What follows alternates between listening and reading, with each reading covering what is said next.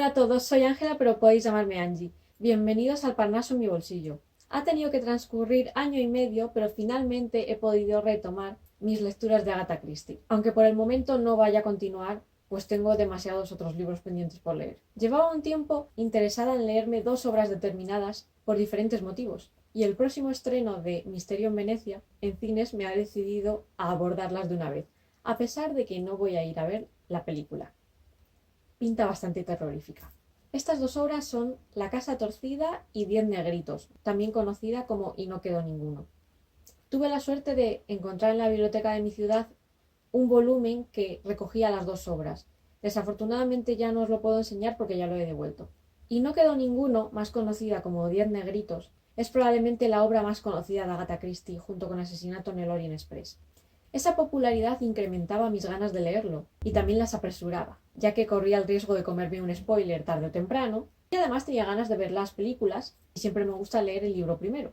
Otro aliciente más es que siempre me ha interesado especialmente los misterios con formato Cluedo, en los que un grupo se reúne en una casa y va cayendo uno a uno y hay que resolver quién lo hizo, cómo y por qué. Sin duda, la precursora de este subgénero fue la propia Agatha Christie. La historia me atrapó desde las primeras páginas. Tiene un ritmo de lectura muy rápido y ameno. No se enrolla ni se va por las ramas en ningún momento. Mantiene tu atención en todo momento. Siempre va directa al grano y eso se lo agradezco muchísimo. Los crímenes no tardan en comenzar y el lapso entre uno y otro es lo suficientemente breve como para mantener tu interés sin que decaiga. Además, resulta muy interesante ir contrastando la vinculación de cada uno de los crímenes con la cancioncilla, supuestamente para niños, que ellos leen en su cuarto y que es una pista de cómo se les va a ir matando a cada uno de ellos. Yo espero de verdad que esa no sea una canción infantil que exista en la vida real y que jamás se le haya cantado a ningún niño.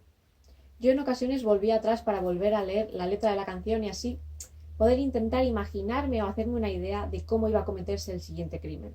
Otras veces, sin embargo, prefería que me tomara por sorpresa. Desde el primer momento traté de tomarme muy en serio el intentar resolver los crímenes por mi cuenta y apunté en una libreta los nombres de los personajes, los motivos que tenían para intentar vengarse de alguien, los motivos que tenían para acudir a la isla, la persona que supuestamente les había invitado a acudir allí y el secreto que parecía ocultar cada uno de ellos, en los casos en los que se sabía.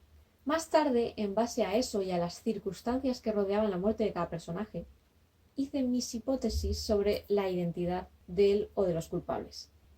Por una parte me hubiera regocijado acertar, por otra prefería que la autora me sorprendiera y que desbaratara todas mis premisas.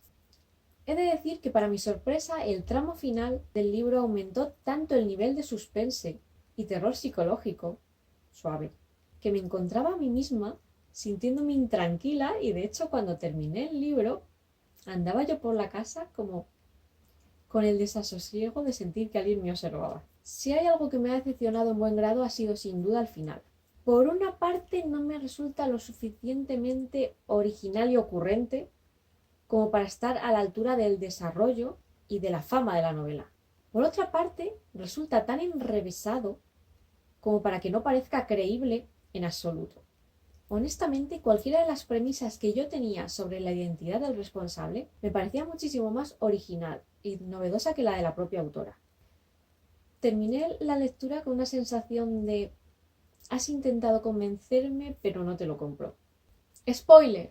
Desde casi el primer momento, yo me movía entre dos hipótesis, o bien que el responsable era el mayordomo, topicazo, el señor Roberts, debido a la impasibilidad que capté ante la muerte de su mujer y a la mayor facilidad que podía tener él para cometer los crímenes, moviéndose por la casa con disimulo.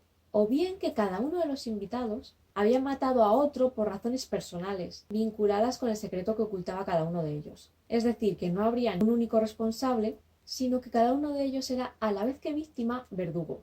Aposté firmemente por esta última opción, hasta que el número de soldaditos que quedaban vivos se redujo a 2 o 3. Como entonces las circunstancias imposibilitaban mi teoría, mis apuestas se dirigieron convencidas hacia el único personaje ajeno a ellos que había aparecido al comienzo y que luego no había vuelto a salir, el barquero. No hace falta decir que cualquiera de mis teorías me resulta más convincente que el asesino real, dado que la resolución no se produce hasta el segundo epílogo o anexo final, por un momento llegué a pensar que la historia iba a quedar como un crimen sin resolver. Aunque me alivia que al final no fuera así, la solución final no resultó ser mucho mejor. Fin del spoiler. Tal y como intuía, existen muchísimas adaptaciones cinematográficas de esta novela, pero para mi sorpresa y desagrado, según he leído, la gran mayoría de ellas cambian el final para hacerlo más feliz. Solo hay dos versiones que respetan el final original de la novela, y son la versión rusa del 87 y la miniserie de 2015. Spoiler, soy la mayor fan del mundo de los finales felices, que conste, y si hubiera visto cualquiera de esas películas antes de leer el libro, hubiera adoptado ese final como el correcto y me hubiera decepcionado con el libro. Pero al haber leído el libro primero y ser una persona para quien la fidelidad de una adaptación al libro es tan crucial, me ha decepcionado saber que se han pasado el respeto de la voluntad de la autora por el honorable arco del triunfo. A fin de cuentas, la obra se llama Y no quedó ninguno, ¿verdad? A pesar de mi decepción con el final, la obra en sí me ha gustado mucho y es quizá la más adictiva que he leído de la autora. Le doy una calificación de 8 sobre 10. Por su parte, mi interés por La Casa Torcida radica en lo mucho que me gustó e impactó la película estrenada hace unos años. Tiene uno de los finales más inesperados, frenéticos, abruptos y sorprendentes que haya visto yo en una película. Una lástima no haberme leído la novela antes de ir a ver la película, porque quieras o no, leerte el libro sabiendo ya el final le resta emoción. Por eso decidí abordar esta lectura con otra perspectiva. Sabiendo de antemano lo que ocurre y quién es el responsable, voy a centrarme en buscar los indicios que conducían hasta esa solución, los que da esa persona a través de su comportamiento y de su forma de relacionarse con otros personajes, y las pistas falsas que conducen a otros personajes, con los que la autora pretende jugar al despiste. El caso es que yo me esperaba que el comportamiento sospechoso y retorcido de esa persona estuviese mucho más disimulado, como pasa en la película, en la que su conducta parece como mucho más inocente, no lo ves venir. De hecho, afirmaría que en el libro el responsable es muchísimo más maquiavélico y monstruoso que en la película. Seguramente a la hora de adaptarlo a la gran pantalla consideraron que podía cruzar el límite de lo que la gente podía estar dispuesta a aceptar. Desconozco si se debe solamente al hecho de saber de antemano quién era el responsable, pero al leer la novela me daba la sensación de que resultaba bastante evidente quién era. Y desde luego, la autora podría haberse esforzado más en revestir su conducta de pretendida inocencia. Salvo por ese giro final, la novela en sí es bastante ligera y amable respecto a otras de la autora, como la antes analizada. No hay apenas suspense salvo en el desenlace. Como el protagonista está en la casa, casi más en calidad de invitado y novio de Sophie que de investigador, la investigación en sí resulta menos profesional y más distendida y familiar, casi costumbrista. La visión que ofrecen sobre cada personaje parece centrarse más en sus distintas personalidades, relaciones familiares y lazos de afecto entre ellos, aunque con evidentes taras y comportamientos tóxicos, en una perspectiva alejada y estandarizada de ellos como sospechosos de un crimen. Esto fomenta que puedas empatizar en mayor grado con ellos y cogerles afecto.